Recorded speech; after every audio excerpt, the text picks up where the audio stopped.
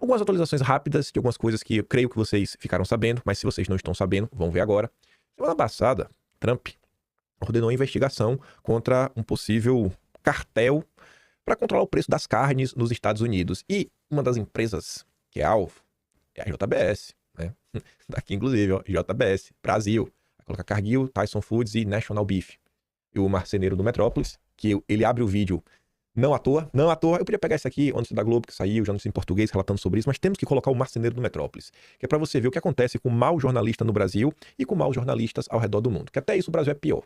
Casa Branca cita nominalmente a JBS em e-mail sobre investigação anunciada por Donald Trump contra empresas do setor de carne. Aí veja só. Isso daqui é breaking news. Isso aqui deveria ganhar muito destaque. Isso aqui foi a postagem que o Trump... Esse perfil aqui, o Trump não tem perfil oficial no Twitter. Mas existe um perfil, que é um robozinho automático, que toda vez que Trump posta algo na rede social dele, na Truth Social, esse robozinho pega a postagem, ipsiliteris, copia e cola lá no Twitter. E como eu gosto do Twitter, eu trouxe de lá. Até porque dá pra traduzir embaixo. Trump falou que os figurões da BBC, né, a BBC, incluindo Tim Davie, o chefe, estão todos se demitindo ou foram demitidos. Por quê? Eles foram pegos adulterando o meu excelente, né, perfeito, discurso de 6 de janeiro. Agradeço ao The Telegraph por expor esses jornalistas corruptos. São pessoas desonestas que tentaram interferir em uma eleição presidencial. Para piorar a situação, são de um país estrangeiro, considerado por muitos nosso principal aliado. Que coisa terrível para a democracia. E veja isso, né? Interferência nas eleições. Do que o Trump está falando? Que adulteração de discurso foi essa? Pois bem, a AFP publicou, e aí os jornais saem republicando, né? A Globo republica a AFP, que tá ali, ó. Travou.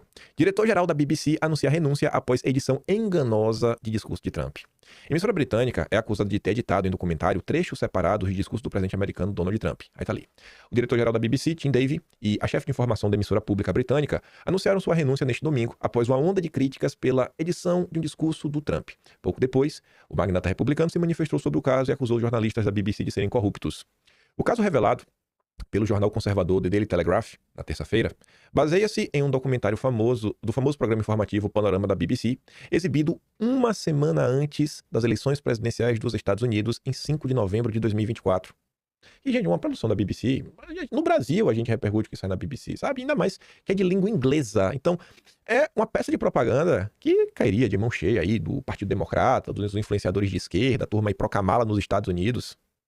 A BBC é acusada de ter editado trechos separados de um discurso de Trump, feito em 6 de janeiro de 2021, de tal forma que ele parece dizer a seus seguidores que vai caminhar com eles até o Capitólio para lutar como demônios.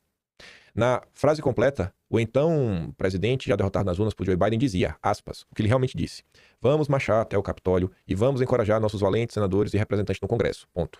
A expressão lutar como demônios corresponde a outro momento do discurso. Se você olhar o vídeo, você vê que tem um break, você vê, opa, tem uma edição aqui, velho. Vocês estão manipulando.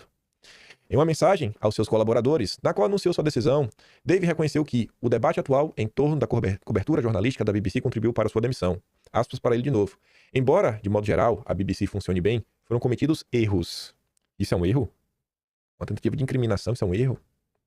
E, em última instância, o diretor-geral deve assumir a responsabilidade. E por que eu comecei o vídeo com o marceneiro do Metrópolis? Inclusive porque eu chamo ele de marceneiro do Metrópolis. Porque ele que é o cara que inventou o Gabinete das Sombras, que ele inclusive chamou de Shadow Cabinet. O que foi que esse rapazinho fez? Pegou não apenas discursos públicos de Bolsonaro, como reuniões que estavam em lives, no Facebook oficial de Bolsonaro, não era nada sigiloso, nem nada. Ele recortou de forma maldosa, colocou tudo junto, colocou a música fúnebre e chamou de Shadow Cabinet. Gabinete das Sombras, né? Pra quê?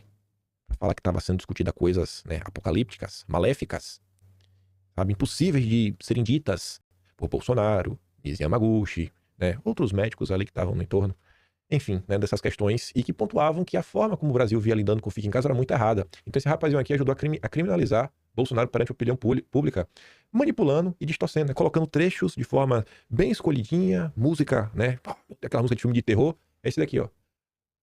Na Inglaterra, jornalista assim é demitido. Quem sabe até responsabilizado. No Brasil é promovido. Hoje é o diretor do Metrópolis, que cuida aí, né, da parte de audiovisual. Inclusive ele me chamou para uma entrevista e fugiu.